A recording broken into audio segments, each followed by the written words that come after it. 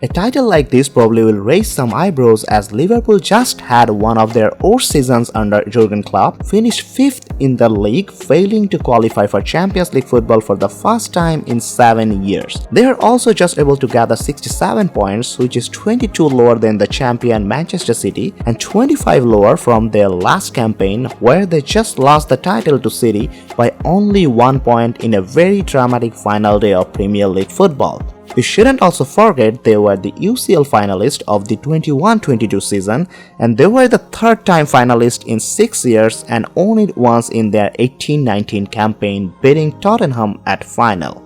So long story short, Klopp and Liverpool had a real poop season last year compared to their previously established high standard. Maybe your standards are too high. But before jumping into what can happen next season, let's see why they had such a bad one last year. Liverpool had one of the most exciting attacking trios in half of the last decade with Salah, Mane and Firmino. In most of Liverpool's successful years, these three had the form of their life. Virgil van Dijk also probably was the best centre-back in the world for a good 2-3 years when they owned the league and the UCL. Centre midfielders like Fabinho, Naby Keita, Wijnaldum, Henderson were not great names of world football, but all decent players did their job perfectly. Robertson and Alexander-Arnold used to run havoc from 2 wing-back positions with their pin-perfect crosses and long balls. What exactly happened from then on?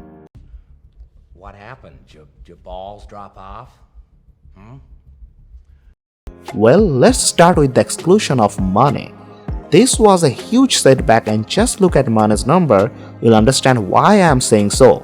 Also, it's not always about the numbers. Mane had a super good chemistry with Salah and Firmino, but honestly, when Luis Diaz came on in 21-22 season, he blended in so well, so fast that even we felt like yes, probably Liverpool won't feel Mane's absence that much. We will be just fine without him. But unfortunately, Diaz was injured for most part of the last season and was able to feature in just 21 games in all competitions. Similar thing happened with Diego Jota. The guy who replaced Firmino in the starting lineup scored 15 times with also providing 4 assists in 35 games in 21-22 season, but were able to just play 22 games in the last season. Liverpool bought Núñez and Gakpo to strengthen their overall squad and cope with the injuries, but both of them, though didn't have particularly a bad season, are taking their time to blend in Klopp's system and in the Premier League. Wijnaldum left the previous season, and centre midfield players like Henderson, Keita, Milner, Fabinho and Thiago all were kinda past their prime. VVD's form dipped significantly, and unlike to his character, he made a lot of silly mistakes throughout the season.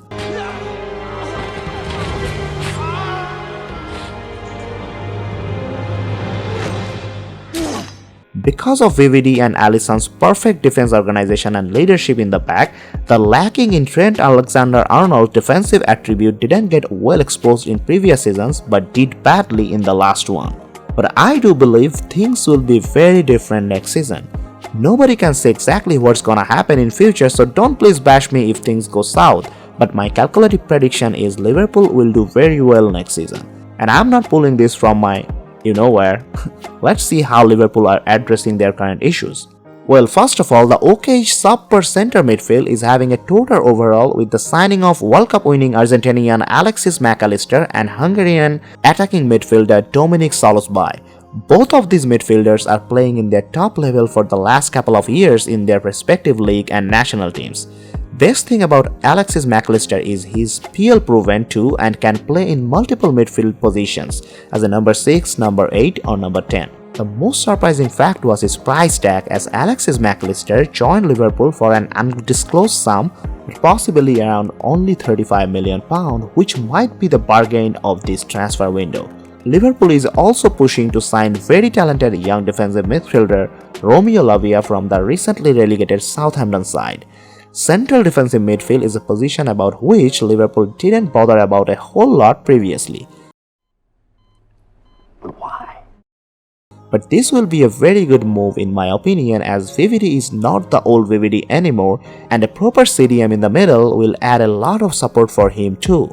Jota and Diaz are back from their injury, and Núñez and Gakpo are now more used to Klopp's system and will get a proper preseason to blend in the Klopp style of high-pressing, attacking-minded gameplay.